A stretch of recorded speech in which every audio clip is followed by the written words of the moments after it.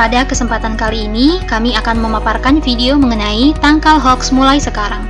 Kami dari Angkatan 33, Kelompok 2, Subkelompok 1 yang terdiri dari Ratna Juwita Manurung, Rayanti Utami, Reni Evianti, Reni Febriska Sirait, dan Retno Wahyuni, dengan pengampu materi Ibu Rita Clara. Akhir-akhir ini, dunia maya banyak dimunculkan informasi palsu. Disebut dengan istilah berita hoaks, yang bisa diperoleh dari banyak media. Jika tidak berhati-hati, kita akan mudah termakan tipuan hoaks tersebut, atau bahkan ikut menyebarkan informasi tersebut. Berikut beberapa cara untuk menangkal berita hoaks. 1. Hati-hati dengan judul provokatif. Berita hoaks seringkali menggunakan judul yang sensasional dan provokatif. Misalnya, dengan langsung menundukkan jari ke pihak tertentu. Isinya pun bisa diambil dari berita media resmi, hanya saja diubah-ubah agar menimbulkan persepsi, sesuai dengan yang dikehendaki si pembuat berita hoaks. Oleh karenanya, apabila kita menjumpai berita dengan judul provokatif, sebaiknya Anda mencari referensi berupa berita yang sama dari situs online resmi. Bandingkan, sama atau berbeda. Dengan demikian, Anda sebagai pembaca dapat memperoleh kesimpulan yang berimbang. Yang kedua yaitu cermati alamat situs. Cara mudah mengenali situs hoaks yang pertama yaitu cek nama domain. Situs resmi pasti menggunakan domain sesuai nama perusahaan. Apabila menggunakan domain umum seperti blogspot, maka kesahihannya diragukan. Domain ID relatif lebih aman karena pemiliknya harus mendaftarkan diri dengan memakai kartu identitas dan alamat asli. Yang kedua yaitu periksa kontak situs. Website resmi biasanya selalu mencantumkan informasi kontak pengelola situs yang bersangkutan. Yang ketiga yaitu cek dari situs WHOIS.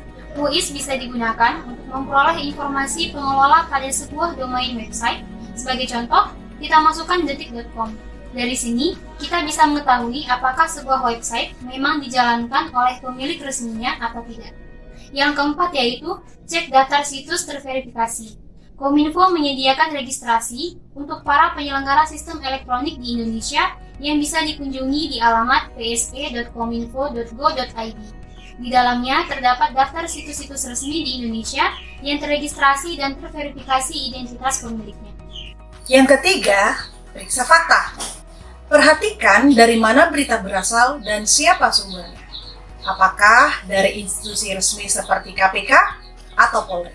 Sebaiknya jangan cepat percaya apabila informasi berasal dari penggiat ormas, tokoh politik, atau pengamat. Perhatikan keseimbangan berita. Jika hanya ada satu sumber, pembaca tidak bisa mendapatkan gambaran yang utuh. Hal lain yang diamati adalah perbedaan antara berita yang dibuat berdasarkan fakta dan opini.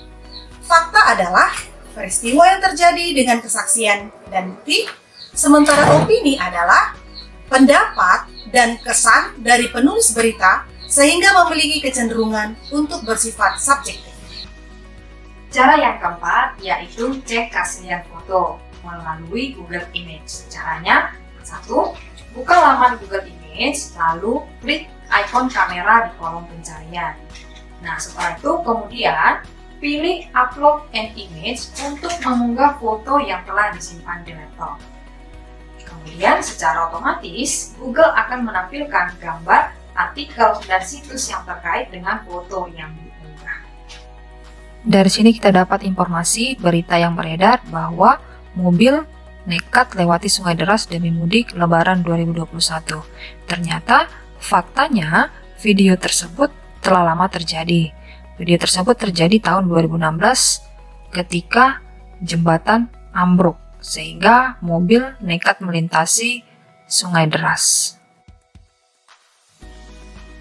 Ikut serta dalam diskusi anti hoaks dengan melalui Facebook, di mana akan terdapat sejumlah fanpage dan grup diskusi anti hoaks, misalnya forum anti fitnah, hasud, dan hoaks FAFHH, fanpage dan grup Indonesian Hoaxbuster, fanpage Indonesia Hoax dan grup Sekhoaxis, di mana di dalam grup diskusi ini netizen bisa ikut bertanya apakah suatu informasi merupakan hoax atau bukan, sekaligus melihat klarifikasi yang sudah diberikan oleh orang lain. Semua anggota bisa ikut berkontribusi sehingga grup berfungsi layaknya crowdsourcing yang memanfaatkan tenaga banyak orang.